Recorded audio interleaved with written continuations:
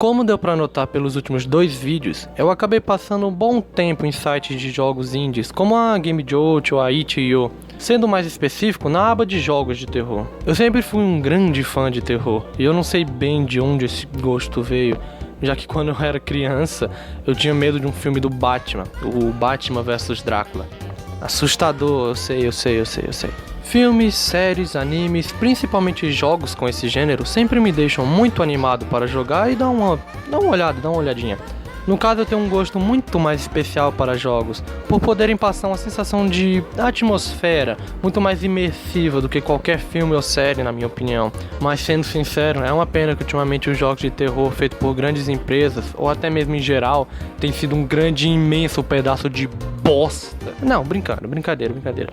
Mas é inevitável de não se notar que ultimamente eles têm sido tão iguais, só mudando apenas a história e cenários, mas a jogabilidade é quase que praticamente a mesma em todos. Eu sei que é meio óbvio, mas histórias, gráficos, vegetal A4 deve sempre ficar em segundo plano. A jogabilidade é sempre a parte principal de um jogo, porque é a jogabilidade que faz do jogo, um jogo. Pelo menos até onde eu sei, né? Com a repetição da mesma jogabilidade, a única coisa que fica importante no jogo é a história. Isso faz ele perder metade do prazer que poderia ter em um jogo assim. Pelo menos eu tenho a ideia de que se apenas a história for diferente, por que eu jogaria o jogo se posso simplesmente ver um vídeo na internet que vai ser quase a mesma coisa?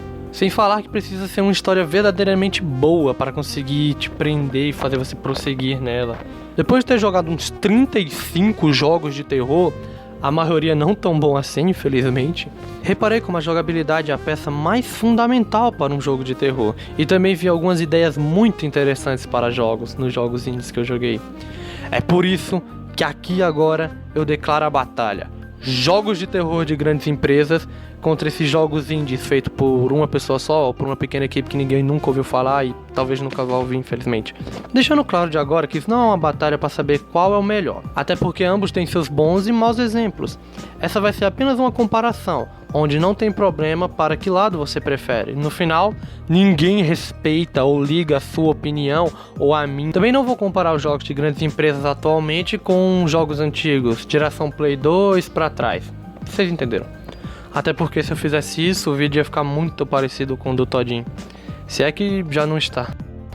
Enfim, começando a comparação, eu vou resumir um ponto importante que eu quero ressaltar rapidinho com apenas isso. Seja muito bem-vindo ao mundo dos jogos de terror. Aqui você se aventura e toma vários sustos em um corredor, ou talvez em outro corredor, e em mais um corredor. Se não funcionou, não se preocupe, temos aqui algo diferente de antes. Um corredor. Tá, isso foi bem exagerado, mas acredito que deu para entender o meu ponto. Corredores e mais corredores. No caso, eu vou usar um termo criado por mim mesmo agora de arquetipo de corredores, onde não apenas se resume a um corredor de uma casa, pode se resumir a um corredor de uma mansão, de uma escola, de, esgotos, se encaixando no arquetipo de corredores, uma floresta, que não é bem um corredor, mas tem uma trilhazinha que você pode seguir, onde vai ser um corredor de sustos, corredores, entre outros. Essa repetição pra mim de corredores, salas abertas com monstrinhos te perseguindo, me faz sentir que eu tô jogando o mesmo jogo, apenas com skin diferente. Ou melhor dizendo, uma textura diferente. Acho que se encaixa melhor. Isso me lembra dos mods que acabavam mudando a gameplay dos jogos, como o mod Half-Life, que acabou gerando o CS. É uma gameplay totalmente diferente, às vezes até mesmo com texturas diferentes, mas ainda assim, é o mesmo jogo. E de novo, é isso que eu sinto com a repetição dos jogos de terror atuais. Parece que todos são apenas um grande mod com história, pegando algum jogo de base. Por isso todos são sempre iguais. Já no caso dos indies, eu acho que é bem diferente. Eles estão sempre tentando fazer algo diferente. Até porque é indie, né? Ser algo diferente é o mínimo que tem que ser. Mas eles me fazem lembrar dos jogos antigos, que sempre estavam tentando fazer algo diferente do anterior para poder chamar a atenção. Seja uma gameplay diferente, temáticas, gráficos, o que for. Essa rivalidade era o que movia esse estilo e fazia ele sempre ter uma cor nova. Eu acredito até que seja por isso que não tentam mudar os jogos e fazem a mesma fórmula para tudo. Contanto que atenda a qualidade gráfica, já que o público gamer só sabe ligar para gráfico hoje em dia. Se quer tanto ver algo real, vai ver um live action, caramba! Pelo amor de Deus! Por causa disso, as empresas pensam, é só tacar um gráfico pica que vai vender, confia. E de certa forma eles não estão errados, isso é que é o pior. Mas no caso dos indies, como a maioria não tem como fazer esses graphics 1040 bilhões K, ou também não podem fazer um marketing foda, acaba só restando para eles recorrer à maneira antiga. Uma ideia, com um gameplay, gráficos e tudo mais, sendo todos eles originais. Até rimou. Eu adoraria dizer que é só isso, mas também é necessário bastante sorte nessa área, para que jogos bons alcancem o sucesso que merecem. Mas quando isso acontece, são sempre jogos memoráveis, como Five Nights at Freddy's. Já deu ruim? Não. Cry of Fear. Bicho feio da porra. O maravilhoso Amnesia.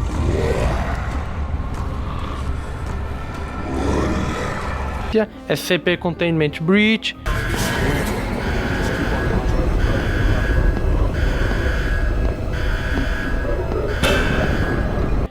Que vale lembrar que até hoje é um dos jogos mais assustadores que eu já vi. Eu ainda não consegui terminar ele. E I'm Scared.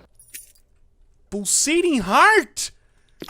Ai, filha da mãe! I'm Scared merece até um destaque especial porque, se não me engano, ele foi um dos primeiros. E mesmo com um gráfico como aqueles, ele tinha uma ideia e uma sacada que fazia qualquer um ficar tenso enquanto jogava.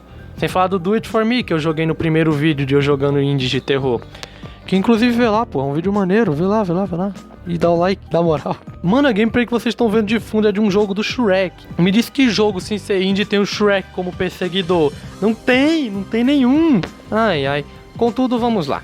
Eu já babei o ovo demais dos indies. Acho que tá na hora de falar algumas coisas ruins deles também. Como a grande quantidade de merda que existe, dessa vez não é brincadeira, existe muita merda mesmo. Tá mais do que claro que não é porque o cara teve uma ideia original que essa ideia seja boa, ou até que o cara tenha feito o jogo todo sozinho, que o jogo seja bom. Na real, se você for procurar, você vai achar mais porcaria do que jogos que valem realmente o seu tempo. E sim, eu tô falando de você, jogo do Shrek. Sai daqui, sai daqui, sai.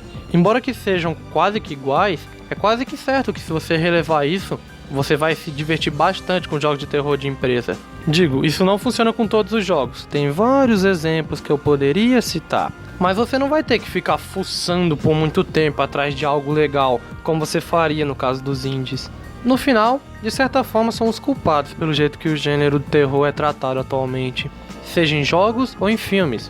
No caso dos filmes, o que vende são sustos baratos, com um design minimamente interessante e com uma qualidade de efeitos considerável.